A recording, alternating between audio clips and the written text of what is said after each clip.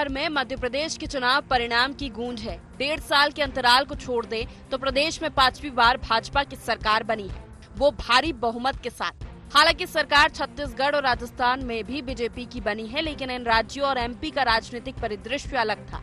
छत्तीसगढ़ और राजस्थान में कांग्रेस की सरकारें थी, जहां बीजेपी ने एंटी इनकम्बेंसी को बनाया, मोदी मैजिक का फायदा उठाया। लेकिन एमपी में बीजेपी ने एंटी इनकम्बेंसी की हवा को भी धता बता दिया। चुनाव में भाजपा को ऐसी जीत मिली कि कांग्रेस चारों खाने चित हो गई।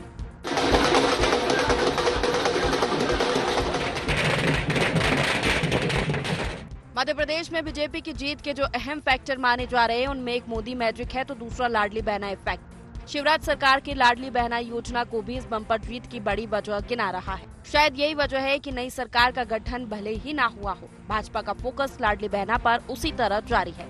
सीएम शिवराज लगातार लाडली बहनों के बीच पहुंच रहे हैं। सबसे पहले चुनाव जीत के 3 तारीख को परिणाम आए, लेकिन मैं बेचैन था अपने छिंदवाड़ा के कार्यकर्ता भाई और बहनों से मिलने के लिए। 6 तारीख को मैं आज आपके बीच चला आया। एक विराट जीत, महाविराट विजय मिली है भारतीय जनता पार्टी को मध्य प्रदेश में। जब मैं हवाई पट्टी से आ रहा था तो जगह जगह लाडली बहनाएं खड़ी थी, उनके हाथ में तख्तियां थी, भैया अपन जीत गए।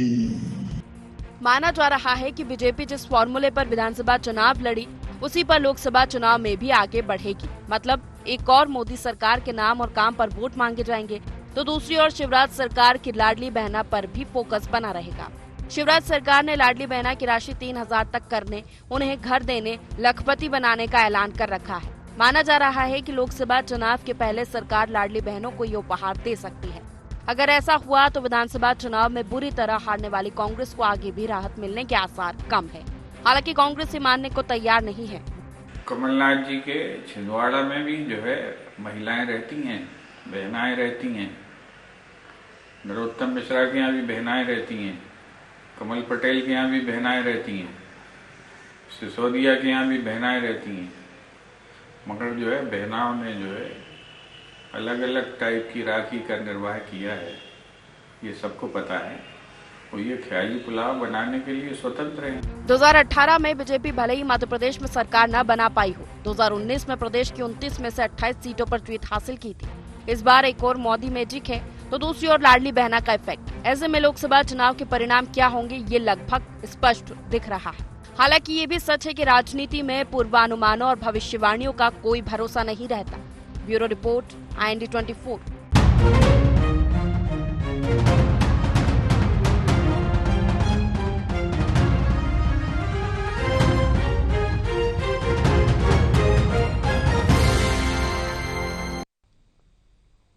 नमस्कार, IND एजेंडा, लाडली बहना और लाडले मोदी में आपका स्वागत है। मैं हूं राजेश सक्सेना। आज इसी विषय पर चर्चा करेंगे, लेकिन सबसे पहले देख लेते हैं एजेंडा पॉइंट्स। क्या भारतीय जनता पार्टी ने तय कर लिया लोकसभा चुनाव का एजेंडा? मोदी मैजिक और लाडली बहना इफेक्ट होगा चुनावी हथियार। लोकसभा चुनाव में किसके साथ जाएगी आधी आबादी? किस चुनावी हथियार के साथ लोकसभा की जंग में उतरेगी कांग्रेस? तो ये अहम एजेंडा पॉइंट्स है जिसके इर्द गिर्द आज की हमारी ये चर्चा होगी। लेकिन जिस तरह से पहले 2023 विधानसभा की जो जंग, और उस जंग में भारतीय जनता पार्टी ने 3 राज्यों में शानदार जीत हासिल की। मध्य प्रदेश की अगर हम बात करें तो मध्य प्रदेश में जिस तरह से एक बम्पर जीत भाजपा को मिली है, और इस जीत के कारक भी तलाशे जा रहे हैं। एक तरफ ये कहा जा रहा है कि लाडली बहना का इफेक्ट रहा और लाडली बहना गेम चेंजर साबित हुई। वहीं दूसरी तरफ बात मोदी मैजिक की बात करें तो उसको लेकर भी ये कहा गया कि जिस तरह से मोदी की गारंटी, डबल इंजन की सरकार या फिर मोदी मैजिक, के तमाम सारे इफेक्ट रहे। यही कारण है कि एक ऐतिहासिक और बम्पर जीत भारतीय जनता पार्टी ने हासिल की है। अब जब विधानसभा के चुनाव के नतीजे आ चुके हैं, सरकार की गठन की तरफ पार्टी आगे बढ़ रही है और इसी बीच लोकसभा की तैयारी शुरू हो गई है। मुख्यमंत्री शिवराज सिंह चौहान अलग अलग जगहों पर पहुंच रहे हैं, खासतौर पर उन स्थानों पर जहां पर आशा के अनुरूप भारतीय जनता पार्टी को जनता का आशीर्वाद नहीं मिला। वो छिंदवाड़ा गए, वो श्योपुर गए। आज की बात की जाए तो जिस तरह से भोपाल की उत्तर विधानसभा में वो रहे और लाडली बहनों से उन्होंने संवाद किया, तो अब बात इसको लेकर चल रही है कि क्या भारतीय जनता पार्टी लाडली बहना या फिर मोदी इफेक्ट, मोदी गारंटी, इनको लेकर कौन से ऐसे एजेंडा होंगे जिसको लेकर लोकसभा में के चुनाव में वो आगे बढ़ेगी। दूसरी तरफ कांग्रेस अब किस तरह से, जिस तरह से हार मिली है, चिंतन मंथन जिस तरह से अब हो रहा है, उसके बाद कांग्रेस किस तरह का एजेंडा सेट करेगी, क्योंकि वक्त ज्यादा नहीं है, 3 से 4 महीने का वक्त जब लोकसभा के चुनाव हैं। आज इसी पर चर्चा करेंगे, बातचीत करेंगे। चर्चा शुरू करें उससे पहले अपने मेहमानों से आपका परिचय करा देते हैं, तारुफ करा देते हैं, फिर चर्चा को हम आगे बढ़ाएंगे। 3 मेहमान हमारे साथ इस चर्चा में जुड़ रहे हैं। हमारे साथ में Shivam Shukla ji, media panelist, Bharatiya Janata party, स्वागत है शिवम आपका। हमारे साथ में अमित शर्मा जी, महासचिव मध्य प्रदेश कांग्रेस, अमित जी आपका स्वागत है। और वरिष्ठ पत्रकार गौरव चतुर्वेदी साहब हमारे साथ में। गौरव जी, मैं आपका भी स्वागत करता हूं। मैं सबसे पहले शिवम जी, मैं आपके पास में आता हूं। जिस तरह से बिल्कुल ये सही है कि जैसे ही विधानसभा चुनाव की जो प्रक्रिया है, पूरी प्रक्रिया खासतौर पर नतीजे आने तक वो पूरी हुई, और वैसे एक दिन बाद ही भारतीय जनता पार्टी अब लोकसभा चुनाव की तरफ आगे बढ़ चली है। मुख्यमंत्री शिवराज सिंह चौहान लाडली बहना को लेकर एक बार फिर मैदान में नजर आ रहे हैं। क्या माना जाए कि लाडली बहना का जो इफेक्ट, इम्पैक्ट आप कहते हैं कि उसका फायदा हमें विधानसभा में मिला, लाडली बहना लोकसभा में भी जाएगी या फिर मोदी की गारंटी? देखिए, मध्य प्रदेश में भारतीय जनता पार्टी को प्रधानमंत्री मोदी जी का जो विश्वास जनता का प्रधानमंत्री जी के ऊपर है, उसका स्वाभाविक फायदा मिला है। अकेले लाडली बहना ही क्यों, महिलाओं का वोट हासिल करने में भारतीय जनता पार्टी की प्रदेश की सरकार की विगत 18 वर्षों में चलाई गई तमाम योजनाएं हों, अथवा वर्तमान में हमारी केंद्र की सरकार जो नारी शक्ति वंदन अधिनियम लेकर के आई, लाडली बहना योजना हो गई, लाडली लक्ष्मी योजना हो गई, उज्ज्वला जैसी योजनाएं हो गई जिसमें महिला वोटर सीधे तौर पर लाभार्थी बनी थी। स्वाभाविक तौर पर इन तमाम योजनाओं की समग्रता ने कहीं ना कहीं भारतीय जनता पार्टी के पक्ष में, विशेष तौर पर आधी आबादी जो हमारी महिलाओं की है, उनके दिमाग में भारतीय जनता पार्टी के पक्ष में एक अच्छा माहौल बनाने का काम किया। उन्होंने देखा कि किस प्रकार से कोई पहली ऐसी सरकार आई है जो इस प्रकार से सोचती है, जो जेंडर गैप है, जेंडर इश्यूज हैं, उनको हल करने के लिए ग्रामीण अंचलों में क्या इंटरवेंशन की आवश्यकता है, इस दिशा में प्रयास करती है। और यही कारण है कि इतनी बड़ी संख्या में मत हमें महिलाओं के प्राप्त हुए। और इसके साथ ही साथ मध्य प्रदेश में अगर हम देखें तो हमारी केंद्र और प्रदेश की सरकारों की जो डबल इंजन की सरकार है, उसकी जिस प्रकार से तमाम योजनाओं की डिलीवरी हुई है, सिर्फ महिलाएं ही नहीं, प्रत्येक वर्ग उनसे लाभार्थी हुआ है। हमने वर्ग विशेष के लिए योजनाएं बनाई। अनुसूचित वर्ग की कुछ समस्याएं हैं तो उसको हल करने के लिए क्या योजना हो सकती है, अनुसूचित जनजाति की समस्याओं को हल करने के लिए पिछड़े वर्ग की अलग समस्याएं हैं, ग्रामीण अंचल को अलग तरीके से देखना होगा, शहरी अंचल की अलग अपनी दुश्वारियां हैं। तो इन तमाम चीजों को हल करने का भारतीय जनता पार्टी की सरकार ने प्रयास किया है और स्वाभाविक तौर पर यही कारण है कि इतना बड़ा मत प्रतिशत, इतना बड़ा जनादेश हमको मध्य प्रदेश में प्राप्त हुआ।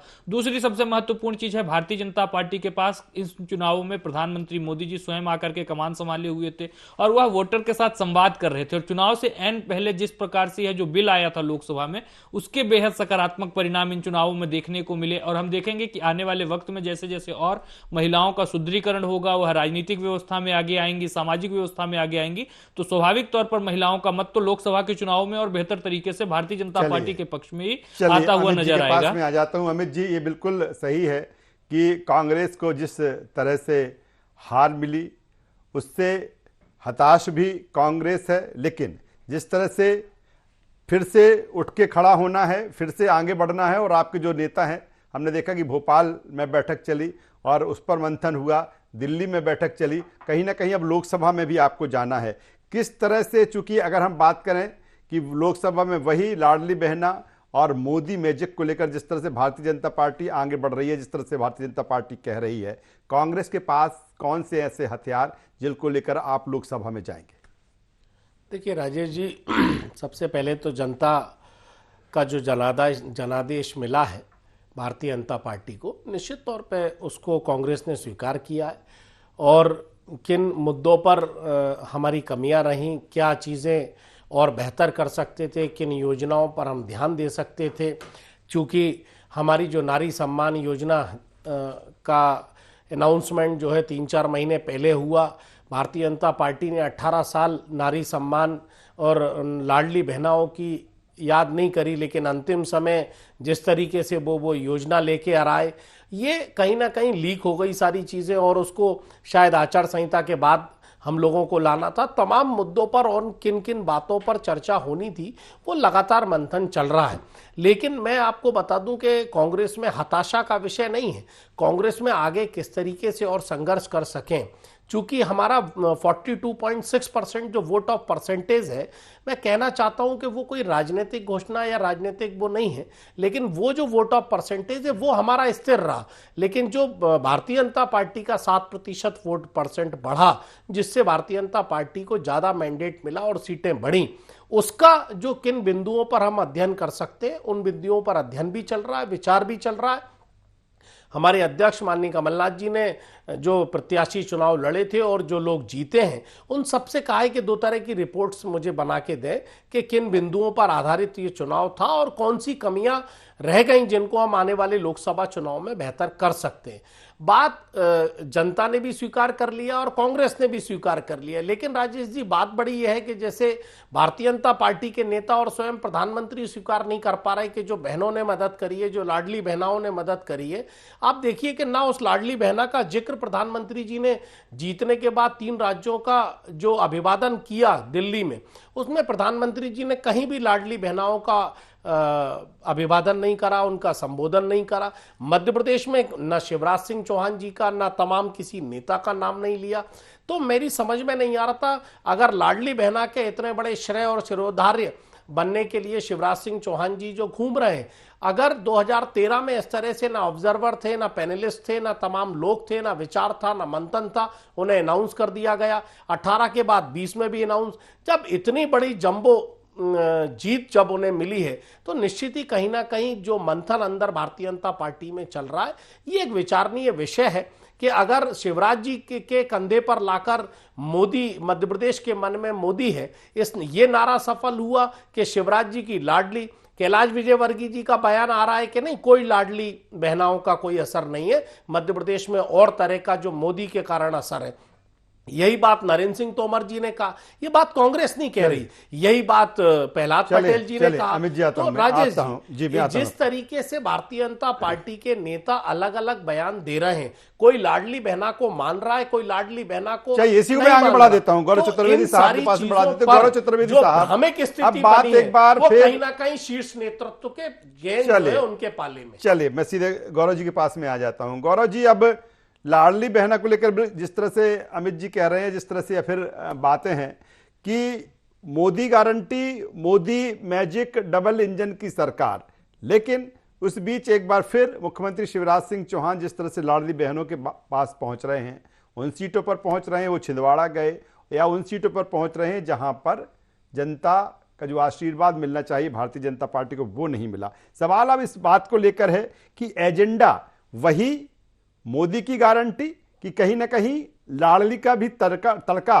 लगता हुआ लोकसभा में दिखेगा, क्योंकि जिस तरह से 163 सीटें आई हैं, उसका डिस्कशन, उसका चिंतन भी किया जा रहा है कि भाई इस तरह की जिस तरह से मेजॉरिटी मिली है, कौन कौन से इसमें इफेक्ट रहे हैं, क्योंकि एक बार फिर लाडली बहना को लेकर मुख्यमंत्री शिवराज सिंह चौहान मैदान में है। राजेश जी, आपको लंबा पत्रकारिता का अनुभव है और आपने अक्सर ध्यान दिया होगा कि जो पुलिस विभाग के प्रेस नोट आते हैं जी, उसमें कार्रवाई थाने पर की जाती है, थाने से करते हैं, लेकिन एसपी, आईजी और डीआईजी को भी महत्व दिया जाने लगता है कि उनके मार्गदर्शन में, उनके निर्देशन में हमने ये कार्रवाई की, भले वो शराब के क्वार्टर पकड़ने की रही हो या किसी हत्या के या लूट के माल को जब्त करने की रही हो। असल वजह संगठित होकर जो चुनाव लड़ा है, टीम वर्क का चुनाव है भारतीय जनता पार्टी का, और उसमें हर मुद्दे की अपनी अपनी अहमियत है। आप अगर ध्यान दें, जो सरकार के खिलाफ एंटी इनकम्बेंसी थी 4 महीने पहले तक, उस 4 महीने में शिवराज सिंह चौहान ने उस एंटी इनकम्बेंसी को लाडली बहना के सहारे खत्म करने की सफलता प्राप्त की और एक ऐसे मुकाम पर लाकर छोड़ दिया जहां पर 70 से हम 100 सीटों की गणना कर सकते हैं कि वो 100 सीटें शिवराज जी जीतने की स्थिति में आ गए थे, एक आधार बनाकर गए थे। और मोदी मैजिक या मोदी गारंटी की बात करूं तो मुझे ऐसा नहीं लग रहा, क्योंकि ये चुनाव राज्य का चुनाव था, इसमें केंद्रीय मुद्दे बहुत ज्यादा महत्व नहीं डालते हैं। हालांकि मोदी जी को फेस जरूर प्रोजेक्ट किया जा रहा था, लेकिन उनके किसी काम को लेकर के जिक्र नहीं किया गया, ना नारी शक्ति वंदन की कोई बात की गई। ये इस आधार पर कह रहा हूं कि जब चुनाव होने से लेकर चुनाव परिणाम तक जो भी प्रत्याशी रहे उन सभी का कहना यह था कि हमने जो लाडली बहना का रिस्पांस देखा है उससे हम एक अच्छी मेजॉरिटी प्राप्त करेंगे, और अच्छी मेजॉरिटी प्राप्त नहीं की बल्कि बहुत अच्छी मेजॉरिटी प्राप्त की है। ये बेसिकली संघ की व्यूह रचना थी जो उन्होंने, संघ ने सनातन के मुद्दे पर और राम मंदिर एक सपोर्ट में उनको मिला, जिसके कारण इतनी बम्पर जीत हुई। कांग्रेस अंत में जो कमजोर हुई है, कांग्रेस ने चुनाव की शुरुआत बहुत अच्छी की थी, लेकिन कांग्रेस अंत में जाकर उसके प्रत्याशी कमजोर हो गए। अब वो क्या कारण रहे ये तो इसकी संगठन समीक्षा कर रहा है, तो वो रिजल्ट्स बाद में आएंगे। लेकिन असल वजह लाडली बहना ने जहां एक अच्छा स्टैंड दिया पार्टी को चुनाव में जाने के लिए, वहीं आखिरी मूवमेंट पर संघ की जो व्यूह रचना रही और सनातन का मुद्दा जो रहा उसने पार्टी को 163 तक पहुंचा। बेहतर बात मुझे लगता है कि गौरव चतुर्वेदी साहब कर रहे हैं। शिवम कुछ कहना चाह रहे थे जब अमित जी बोल रहे थे, मैं आपका कमेंट चाहूंगा। देखिए, सबसे प्राथमिक चीज है अमित जी और कांग्रेस पार्टी को समझना चाहिए कि मध्य प्रदेश में भारतीय जनता पार्टी ने समग्रता के आधार पर चुनाव लड़ा, और यह जो बार बार बात कर रहे हैं कि लाडली बहना योजना को तत्कालिक लाया गया, उसके पहले भी हमारी सरकार लगातार विकासोन्मुखी योजनाएं लेकर के चला रही थी महिलाओं के दृष्टिकोण से, और उसका सीधा सा लाभ मिला। अब सबसे महत्वपूर्ण चीज है, कांग्रेस पार्टी को आज आत्मावलोकन करना चाहिए कि क्या वजह थी कि वह लोग पिछड़ गए। बजाय इसके यह लोग भारतीय जनता पार्टी के ऊपर आज भी आरोप प्रत्यारोप की राजनीति कर रहे हैं।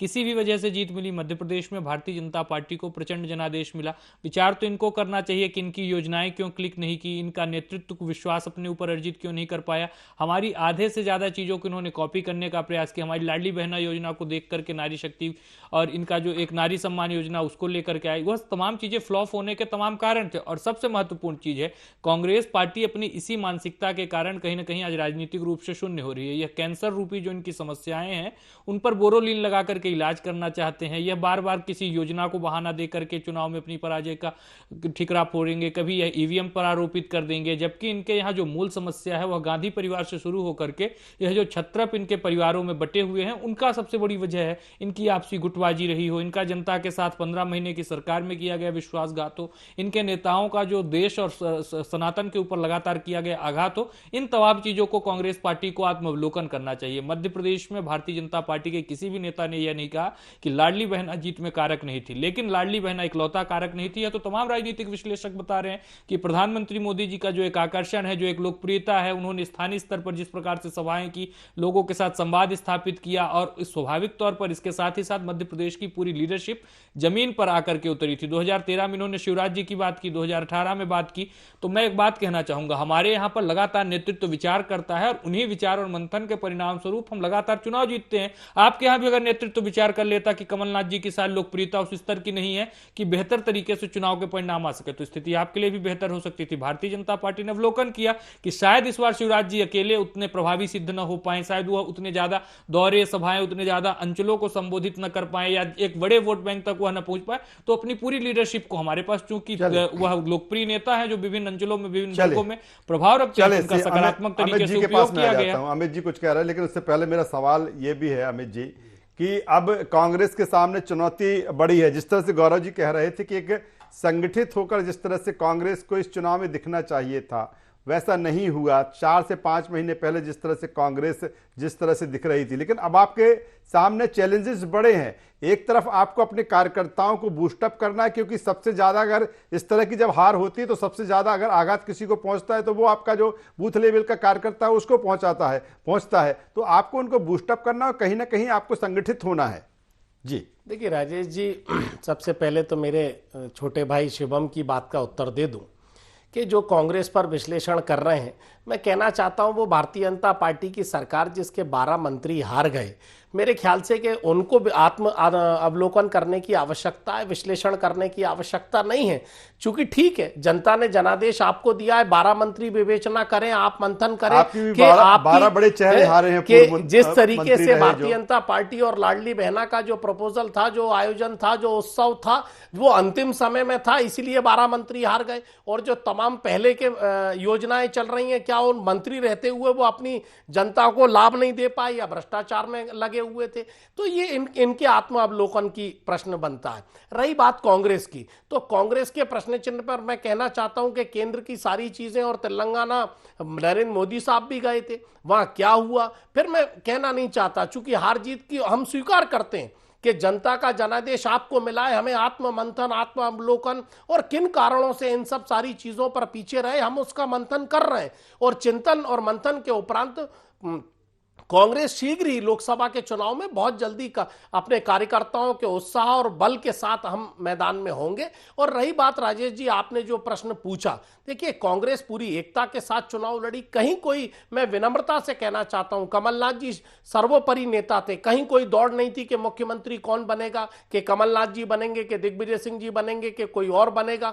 कमलनाथ जी सर्वोपरि नेता थे, हमारा स्पष्ट चेहरा था। चूंकि भारतीय जनता पार्टी चेहरा स्पष्ट नहीं कर पाई और जनादेश के बाद भी ये जो विश्लेषण कर रहे हैं कांग्रेस के ऊपर, ये खुद आत्ममंथन करे कि दूल्हा कौन है और बनना किसको है। लेकिन मैं ये बात कहना चाहता हूं मेरे मित्र को, मेरे साथी को, कि अगर केंद्र की इतनी सारी योजनाएं होती और इतनी सारी चीजें होती तो आपके 12 मंत्री नहीं हारते। इसका मतलब यह है कि कहीं ना कहीं आपकी योजनाएं नहीं, अंतिम समय में जिस तरीके से आपने एक लाडली बहनों के कारण आपने जो लाभ देने की कोशिश करी, और रही बात चुराने की, तो ये पूरा मीडिया जगत और मध्य प्रदेश जानता है कि 18 वर्षों में आपने लाडली लक्ष्मी योजना में जिस तरीके से बहनों की, हमारी बहनों की शादी होती थी, उन शादी में आपने पहले 120 करोड़ रुपए और बाद में आपने घटाकर उसे 62 करोड़ रुपए रखे। तो मैं कहना नहीं चाहता, मैं इस बात को, राजेश जी अपनी बात समाप्त करूंगा। इसीलिए जनादेश आपको मिला है, निश्चित तौर पे आप जनता के विकास में और प्रगति और मध्य प्रदेश को उन्नति करें। मैं भी एक प्रदेश का नागरिक हूं, मुझे विश्वास है कि मेरा प्रदेश का मुख्यमंत्री अच्छा होगा, जो जन कल्याण योजना को आगे बढ़ाएगा। टिप्पणी और आलोचना से भारतीय जनता पार्टी से कुछ नहीं होने वाला। मैं एक छोटा सा शिवम से कमेंट्स लूंगा, फिर सीधे गौरव जी के पास में जाता हूं। सबसे महत्वपूर्ण चीज है कि हमें आलोचनाओं से फर्क नहीं पड़ता। हमने अपने विपक्ष की भी आलोचनाओं को हमेशा सकारात्मक रूप में लिया है और बेहतर तरीके से बदलाव किया है। जो सबसे महत्वपूर्ण विषय है, मध्य प्रदेश में हम तमाम कारकों की वजह से, एक साथ आने की वजह से चुनाव जीते, लेकिन कांग्रेस पार्टी में जैसे यह बात करते एक दूल्हा थे, जब हार हो गई तो उसके बाद तो उस दूल्हे को नैतिक जवाबदेही लेते हुए इस्तीफा देना चाहिए। कम से कम कार्यकर्ताओं का मनोबल ऊंचा करने के लिए उनके बीच जाकर के जो सक्रियता शिवराज जी या भारतीय जनता पार्टी के हारने के बाद नरेंद्र मोदी जी ने इस्तीफा दिया।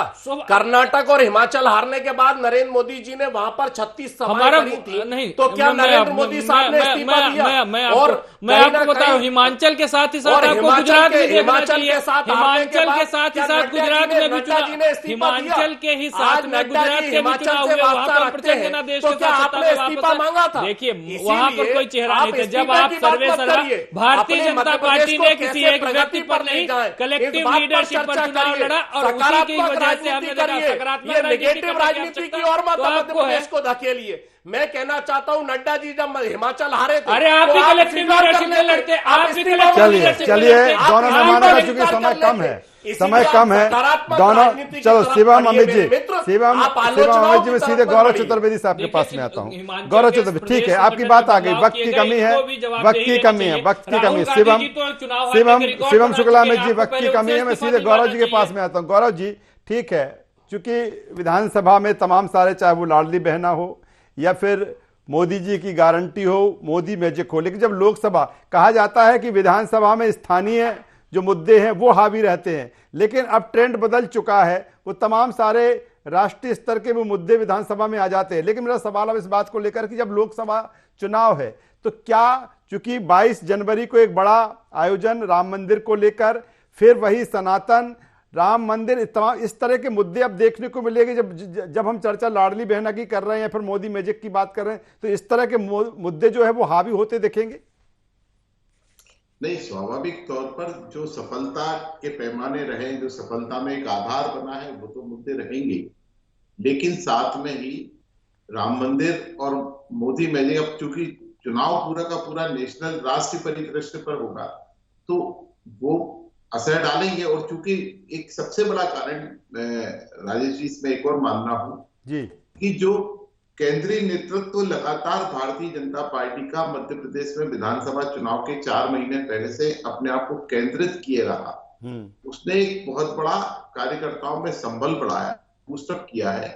आम जनता के बीच में लगातार दौरे, तूफानी आक्रामक शैली में प्रचार प्रसार, इसके मुकाबले अगर हम देखें तो कांग्रेस बहुत पीछे थी, लेकिन फिर भी इसके बाद भी कांग्रेस ने एक अच्छा चुनाव लड़ा था, क्योंकि जो वोट शेयर सामने दिखाई दे रहा है उस वोट शेयर में कांग्रेस कहीं घटती हुई नजर नहीं आ रही।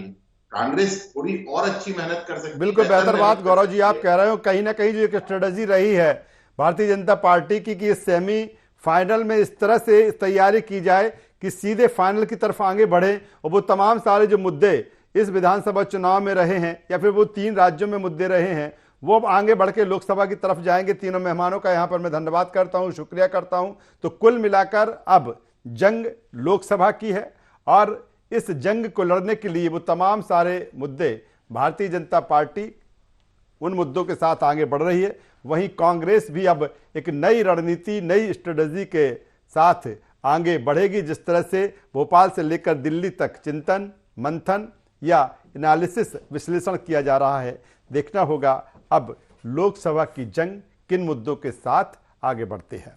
IND एजेंडा बस इतना है। ND 24 पर खबरों का सिलसिला लगातार जारी है, बने रहिए हमारे साथ। नमस्कार।